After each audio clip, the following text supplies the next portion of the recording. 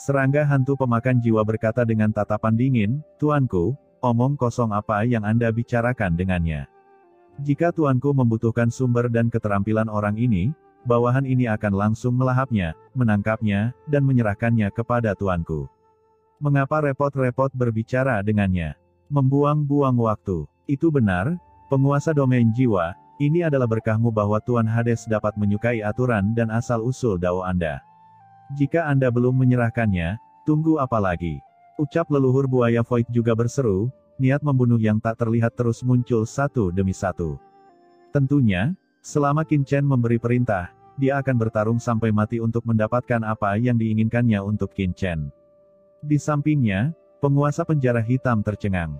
"Apa yang sedang terjadi? Bukankah saya datang ke sini bersama Qin Chen lebih dulu? Kenapa dalam sekejap mata, saya tidak merasakan keberadaan sama sekali? Apakah kedua orang ini terlalu agresif untuk menjilat pantat Qin Chen?" Benar-benar tidak tahu malu. Memikirkan hal ini, penguasa penjara hitam segera melangkah maju dan berkata dengan suara yang dalam, "Semuanya, mudah untuk berbicara jika ada yang ingin Anda katakan, mengapa repot-repot menggunakan pedang dan senjata?" Penguasa domain jiwa mengangguk dengan tergesa-gesa dan memandang ke arah penguasa penjara hitam dengan rasa terima kasih, "Saudara penjara hitam persis seperti yang dia katakan, dan kita semua." Sebelum dia bisa menyelesaikan kata-katanya, penguasa penjara hitam tiba-tiba mengangkat tangannya, dan dengan keras, harta karun penyucian tiba-tiba muncul di langit dan bumi, melepaskan tekanan yang mengerikan dan langsung menekan penguasa domain jiwa. "Jiwa tua, jangan terlalu pelit. Keluarkan saja apapun yang diperintahkan Saudara Hades. Dengan kekuatan Saudara Hades, dia memintanya darimu. Itu karena dia sangat menghargaimu. Kamu seharusnya merasa terhormat. Cepat keluarkanlah dengan patuh dan jangan mempersulit Saudara Hades." Penguasa domain jiwa terdiam. Di sampingnya, Qin Chen tercengang saat melihat penguasa domain jiwa menatapnya dengan penuh semangat. Dia melirik penguasa penjara hitam dan yang lainnya, tidak bisa berkata-kata. "Apa yang terjadi dengan orang-orang ini? Jadikan diri Anda terlihat seperti perampok." Qin Chen memang agak tertarik dengan Soul Dao dunia bawah dari penguasa domain jiwa, karena Soul Dao juga merupakan salah satu dari 3.000 jalan dunia bawah, dan juga salah satu dari 100 jalan inti teratas. Selain itu, semua master area terlarang sebelumnya dihancurkan oleh serangga pemakan jiwa. Hanya master domain jiwa ini yang dapat bertahan hingga sekarang. Terlihat bahwa jalan budidayanya memang istimewa. Namun, Qin Chen juga sangat akomodatif. Jika pihak lain tidak mau menyerahkan, dia tidak akan memaksanya, tetapi penguasa penjara hitam lebih cemas daripada dia. Ini benar-benar merasakan niat membunuh yang mengerikan yang berasal dari harta karun penyucian penguasa penjara hitam. Penguasa domain jiwa berubah menjadi hijau dan buru-buru berkata, "Saudara penjara hitam, hentikan, saya bersedia melakukannya dengan sukarela."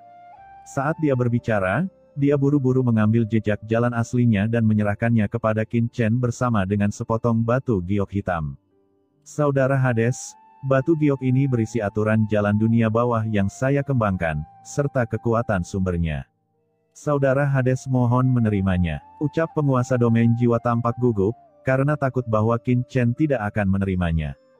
Qin Chen mengambil batu giok, dan dengan keras, Soul Dao dunia bawah dan kekuatan magis yang dipraktikkan oleh penguasa domain jiwa muncul di benaknya.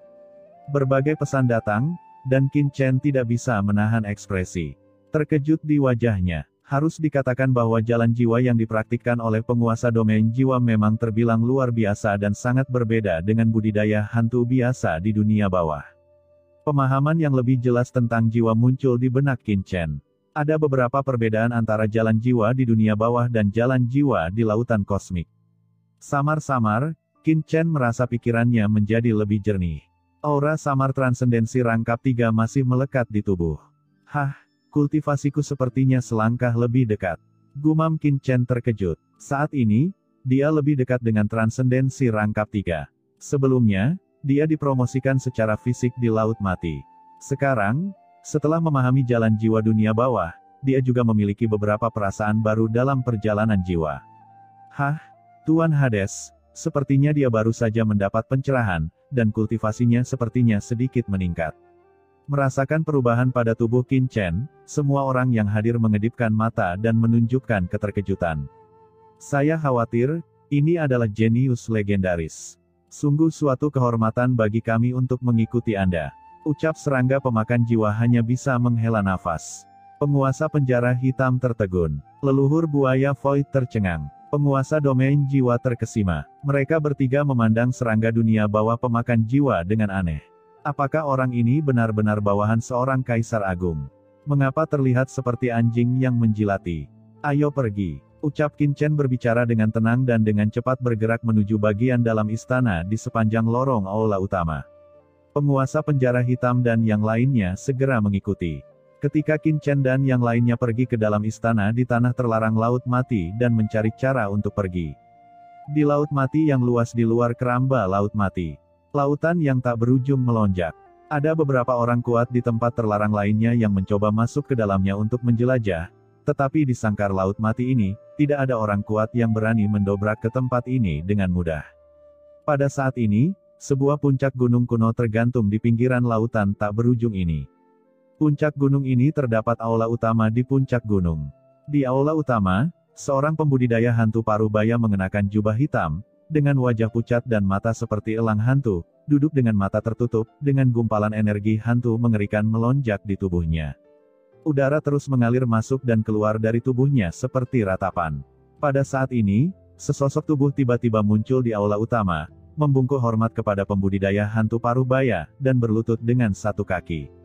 Pembudidaya hantu parubaya ini adalah Hakim Raja Hantu, salah satu dari 10 Raja Hantu di bawah komando Kaisar Yama, Kaisar tertinggi di dunia bawah.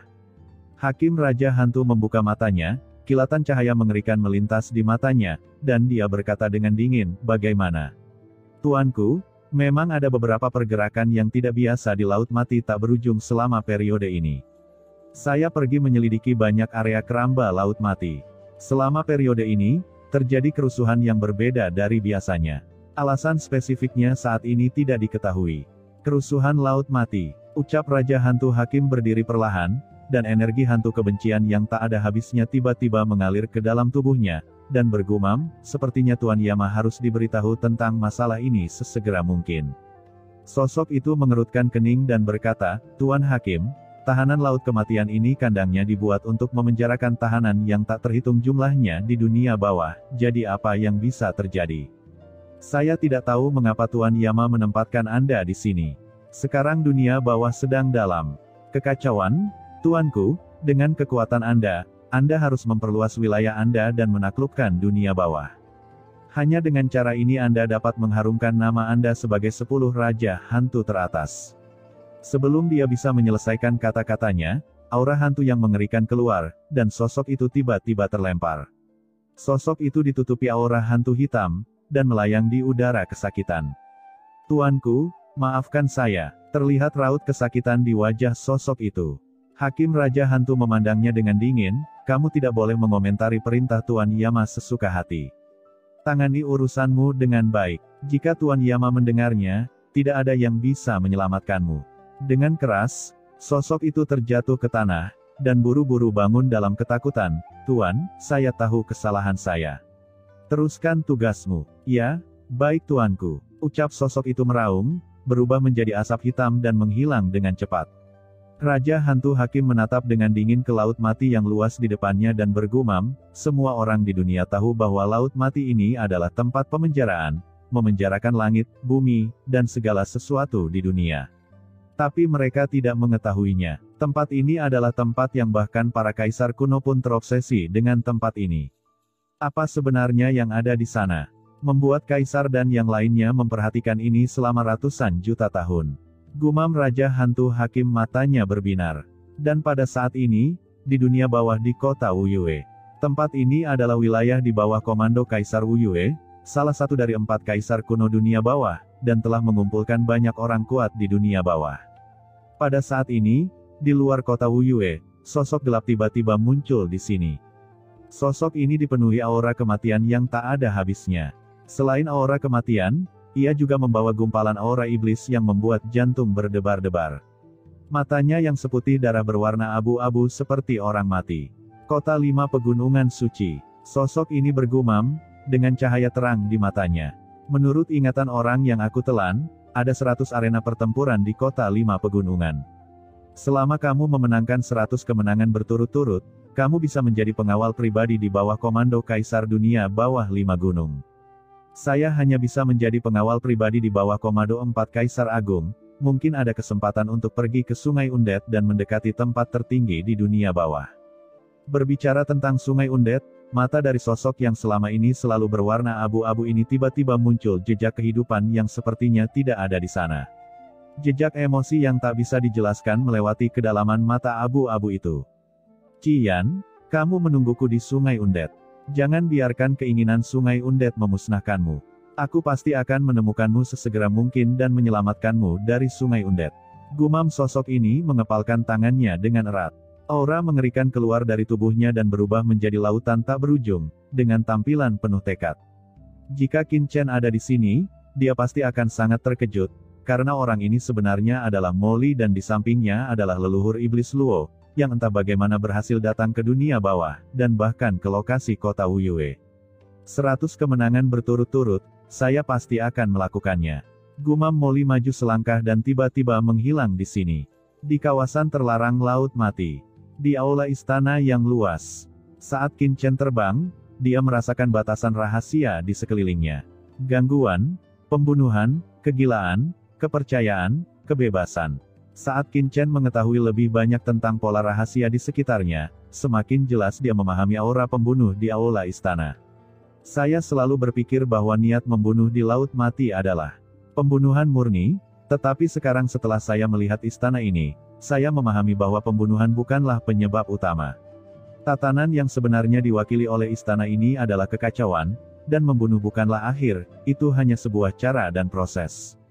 Qin Chen bergumam, matanya berfluktuasi. Jiwa sebenarnya memperoleh semacam sublimasi dan semacam evolusi dalam atmosfer pembunuhan di aula ini.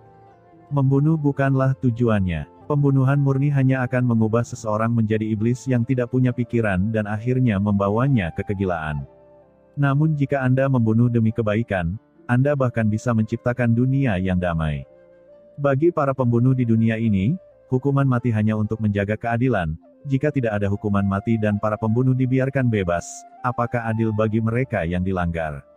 Melawan hidup dengan kehidupan dan membunuh untuk menghentikan pembunuhan belum tentu mengarah pada jalan yang benar. Qin Chen baru saja berjalan di aula istana. Kemanapun dia pergi, pola rahasia di aula sekitarnya sedikit menyala, dan bayangan aula pembunuh yang kabur muncul samar-samar di belakangnya. Penuh misteri dan tercetak dalam ruang dan waktu.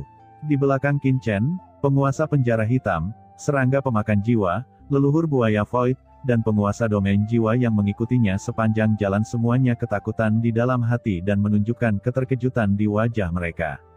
Beberapa orang tercengang, awalnya mereka bisa tetap tenang, tapi sekarang mereka jadi gila. Mereka belum pernah melihat orang dengan bakat seperti itu. Sepanjang jalan, mereka juga memahami dan mencoba mengendalikan pola rahasia di aula ini, tetapi tidak peduli bagaimana mereka melihatnya, mereka masih tidak dapat memahaminya. Paling-paling, mereka hanya memiliki pemahaman yang dangkal, dan mereka bisa nyaris tidak bisa bertahan hidup di bawah kekuatan yang melahap jiwa dari aula ini. Tampaknya ada penghalang yang tidak dapat dijelaskan antara pola rahasia aula dan mereka, yang menghalangi pemahaman mereka. Bahkan jika serangga dunia bawah pemakan jiwa memasuki tempat ini lebih awal dari mereka dan telah tercerahkan di sini selama ratusan juta tahun, wawasan yang mereka peroleh setelah memasuki bagian dalam aula tidak cukup untuk menembus penghalang ini. Tapi bagaimana dengan Qin Chen? Sepanjang jalan, hanya perlu beberapa saat untuk memahami pola rahasia di sekitar setiap tempat, yang sulit dipercaya oleh penguasa penjara hitam dan lainnya. Aura aula ini tampaknya persis sama dengan pedang karat misteriusku, jika tidak, maka tidak akan memiliki resonansi seperti itu.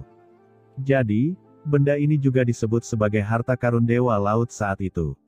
Saat Qin Chen berjalan mendekat dan menyentuh aula utama, berbagai pemikiran muncul di benaknya.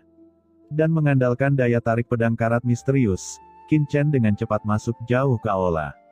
Sepanjang perjalanan, Qin Chen dan yang lainnya melihat banyak mayat, dan setiap mayat memancarkan aura yang membuat jantung berdebar-debar.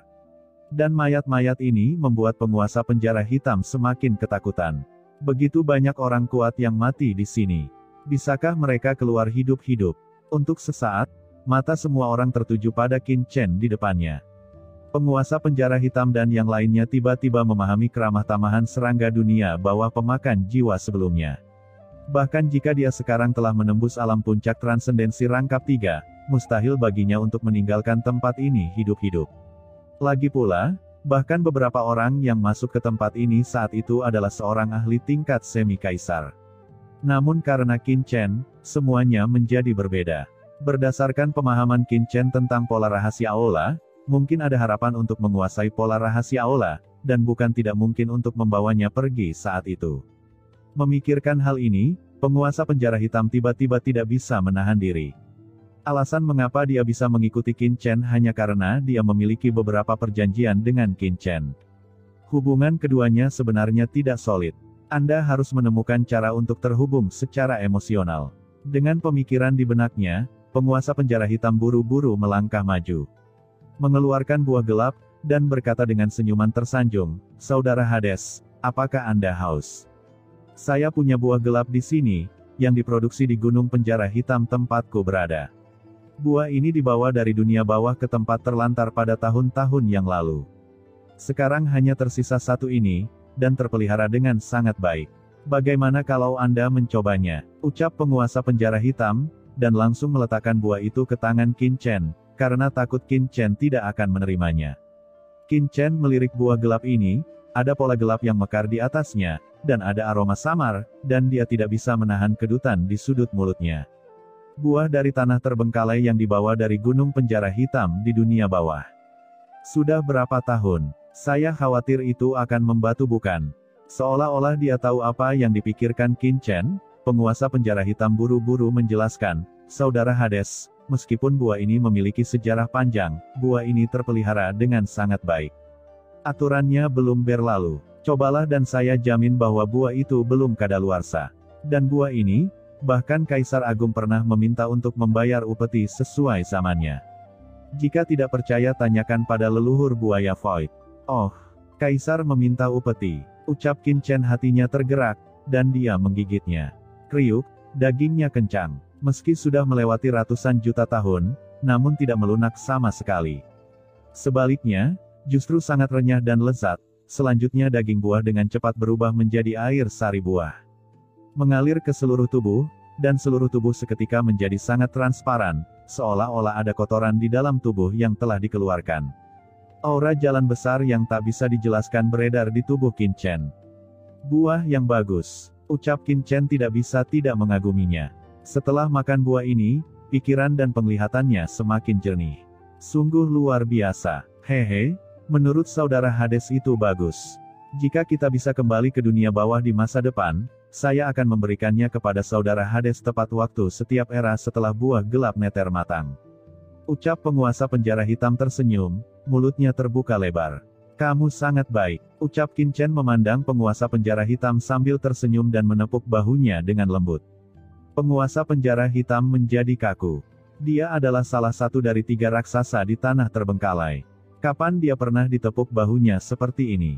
Namun tak lama kemudian, dia beradaptasi dan tubuhnya langsung rileks. Melihat tindakan penguasa penjara hitam, leluhur buaya Void tidak dapat menahannya. "Kita sepakat untuk bekerja sama saling membantu, tapi kamu malah memeluk paha janda pirang lebih dulu, bagaimana kamu bisa menahannya?" "Saudara Hades," ucap leluhur buaya Void buru-buru melangkah ke depan. Ketika dia mengangkat tangannya, bangkai buaya yang sangat besar muncul di tangannya. Segera setelah bangkai buaya itu dikeluarkan, aura kuno memenuhi udara, dan perubahan-perubahan kehidupan memenuhi udara. "Saudara Hades, meskipun buah gelap ini cukup terkenal, dan energi gelap yang terkandung di dalamnya juga berguna untuk menguasai jalan api penyucian, tapi sejarahnya terlalu panjang, lihatlah tubuh buaya leluhur ini." Ucap leluhur buaya Void meletakkan tubuh buaya di depan Qin Chen seperti pamer, dan berkata, "Buaya ini adalah buaya leluhur dari keluarga buaya Void saya. Di dalamnya terkandung intisari buaya leluhur dari leluhur buaya Void saya. Pada zaman kuno dunia bawah, ini berisi pembukaan dunia bawah, memakannya tidak hanya bisa memahami tatanan dan aturan keluarga buaya saya, tetapi juga merasakan suasana seram saat dunia bawah dibuka. Dagingnya bahkan lebih enak, manis dan nikmat. Jika saudara Hades menyukainya, silahkan mencobanya." Saat leluhur buaya Void berbicara, Dia menyalakan api untuk barbecue, dan tak lama kemudian, aroma harum memenuhi udara dan menyebar keluar aula. Leluhur buaya Void segera merobek sepotong daging kakinya, dan melihat daging tersebut berwarna keemasan, meneteskan minyak dan air, serta aromanya yang begitu menyengat hingga membuat jari telunjuk orang terbuka lebar. Di dalam daging, bahkan ada untaian jalan teratur yang mengalir, sangat luas dan mendalam. Saudara Hades, kamu pasti lapar setelah berjalan sekian lama, silahkan mencicipinya. Ucap leluhur buaya Void dengan sungguh-sungguh. Qin Chen tampak bingung. Cukup keterlaluan bagi penguasa penjara hitam untuk mengeluarkan buah yang dihasilkan ratusan juta tahun yang lalu, namun leluhur buaya Void justru mengeluarkan buaya leluhur dari kelompoknya sendiri dan memanggangnya, hanya untuk membiarkannya merasakan jejak atmosfer saat dunia bawah dibuka. Ini tidak perlu berlebihan bukan, tetapi harus dikatakan bahwa aura keterbukaan dunia bawah memang luar biasa, dengan perubahan-perubahan kehidupan. Meski tidak bisa meningkatkan kekuatan Qin Chen, namun bisa membuat Qin Chen memahami dunia bawah lebih jauh. Melihat penguasa penjara hitam dan leluhur buaya Void sama-sama mengeluarkan sesuatu, penguasa domain jiwa tidak dapat menahannya. Dia hampir dipaksa untuk mengikuti Qin Chen sebelumnya. Dibandingkan dengan persahabatan, dia adalah yang paling lemah. Sekarang penguasa penjara hitam dan leluhur buaya Void sangat aktif. Jika dia tidak membangun hubungan yang baik, apa yang akan terjadi pada Qin Chen di masa depan untuk menemuinya? Memikirkan hal ini, penguasa domain jiwa yang cemas tidak dapat menahannya lebih lama lagi dan langsung melangkah maju. Tanpa mengucapkan sepatah kata pun, dia berubah menjadi pedang biasa dan menebas kepalanya dengan keras. Energi pedang yang menakutkan keluar secara vertikal dan horizontal, langsung memotong sumber penguasa domain jiwa, dan sumber yang mengandung kekuatan jiwa tak berujung ditangguhkan di tangan penguasa domain jiwa, dan dengan cepat dikirim ke Qin Chen. Saudara Hades, sumber yang saya berikan pada Anda tadi tidak cukup besar. Coba lihat, bagaimana dengan bagian ini? Jika tidak cukup, katakan saja pada saya, dan saya akan memotongnya untuk Anda. Ucap penguasa domain jiwa berkata dengan ekspresi bangga. Qin Chen tercengang. Di samping, penguasa penjara hitam dan yang lainnya juga tercengang, memandang penguasa domain jiwa dengan mulut ternganga. Perlakukan sumber Anda seperti kue dan potonglah. Orang ini sangat kejam, setidaknya mereka tidak bisa melakukannya. Tuanku, di depan, serangga pemakan jiwa yang memimpin juga buru-buru ingin berbicara, tetapi disela oleh Qin Chen. Oke, ayo cepat. Apa yang Anda lakukan dengan masing-masing hal ini? Gumam serangga pemakan jiwa buru-buru memimpin. Saat mereka berjalan ke depan, Qin Chen terus merasakan aura istana. Istana itu sangat luas, dengan panjang dan lebar ribuan mil yang tidak diketahui. Qin Chen dan yang lainnya berjalan untuk jangka waktu yang tidak diketahui, dan akhirnya sampai di sebuah sudut.